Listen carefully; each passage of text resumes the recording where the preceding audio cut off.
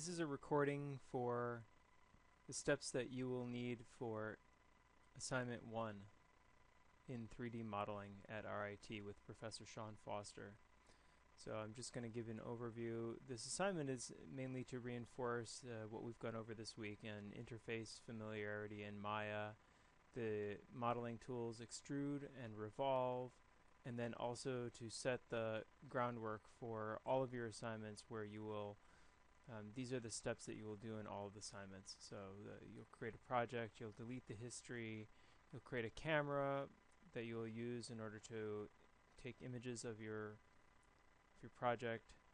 You're going to name your objects, and then as needed you'll group objects, use layers. You're going to create lights, probably 2 in this assignment, but probably 3 in future assignments. One light will have the shadows turned on.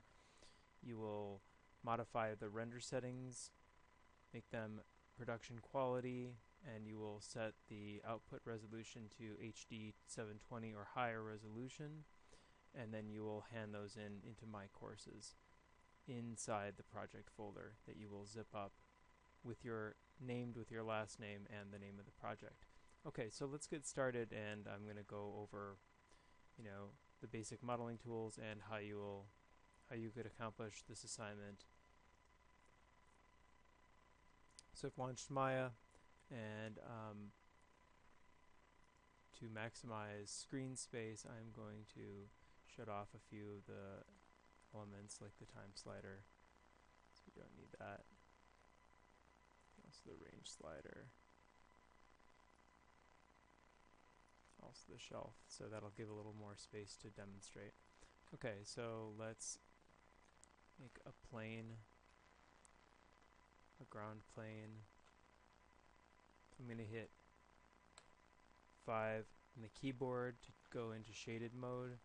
I'm going to hit W on the keyboard to turn on transform, and I'm going to hold down the X key to snap to the grid.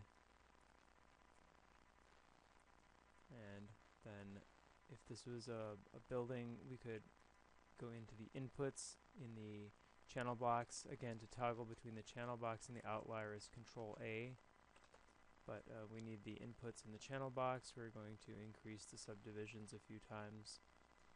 I'm going to go into sub-object mode by right-clicking over the object. The object is green right now, which indicates it's in object mode. I'm going to go into sub-object mode. I'm going to double-click and shift double-click and move these to the sides. I'm going to scale, so I'm hitting the E key or the R key to go to scaling. I'm going to select some faces and extrude those up. And I'm going to go shift right click while the object is in sub-object mode, and that will give me the modeling context sensitive menu. So I'm going to extrude faces and specify the amount of thickness.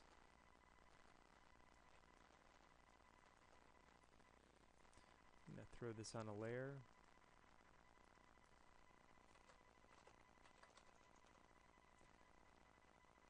By selecting this button, it automatically puts the object selected into the layer.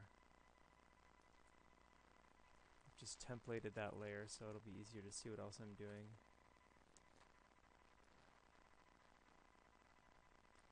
One thing to do when using the extrude tool, it's usually better to extrude outward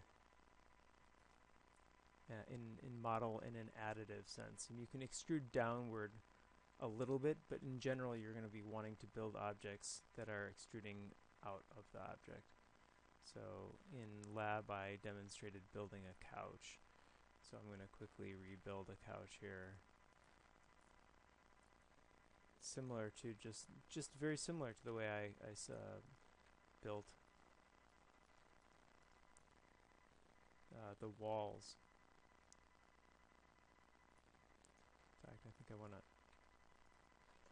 have a little bit more room here.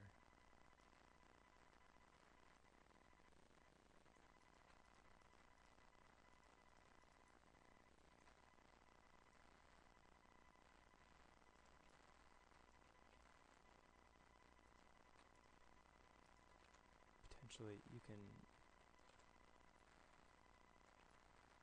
modify this a little bit, or even extrude again.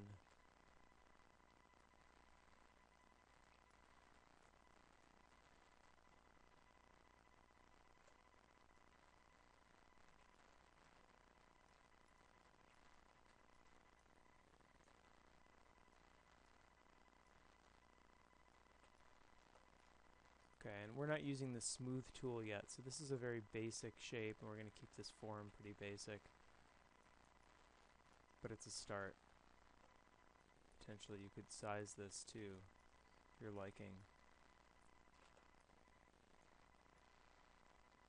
Or select individual faces and stretch them out a little bit till it feels right. And like I said in class, it's best to get reference. It's a visual reference. And so you can see the inputs that were generated here. And so if this was the totality of our assignment, I would just delete history, but I'll build up maybe an end table too.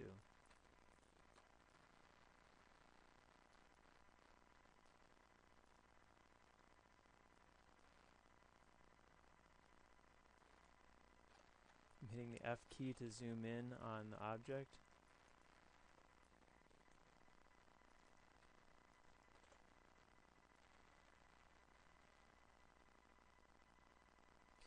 Actually, I'm going to show this without the subdivisions.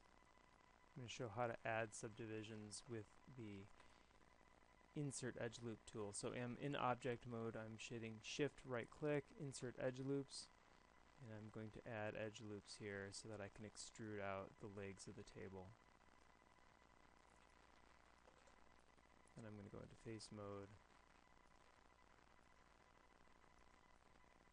and then Shift right click, extrude some legs for that table.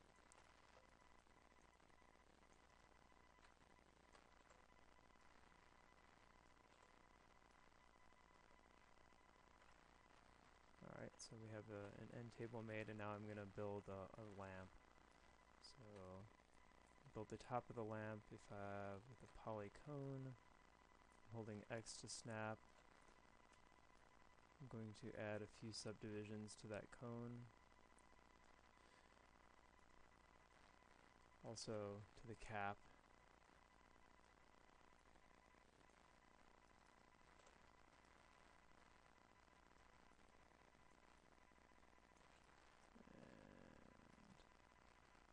I'm going to double click on this edge.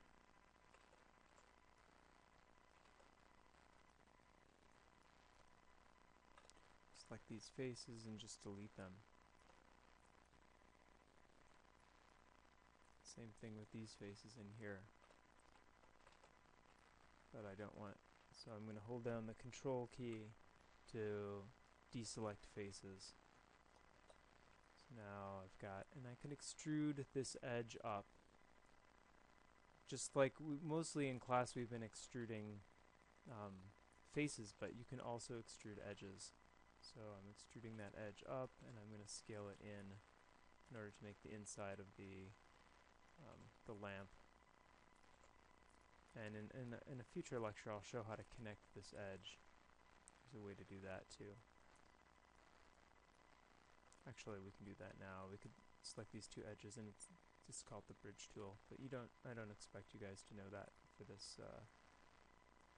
assignment.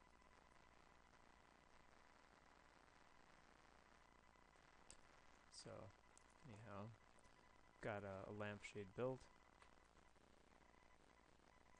I'm going to size that down so it's proportional for the end table. And then I'm going to build a quick lamp with a revolve. So we're going to go into the side view, and I often feel that it's good to put everything in a layer so that we can have free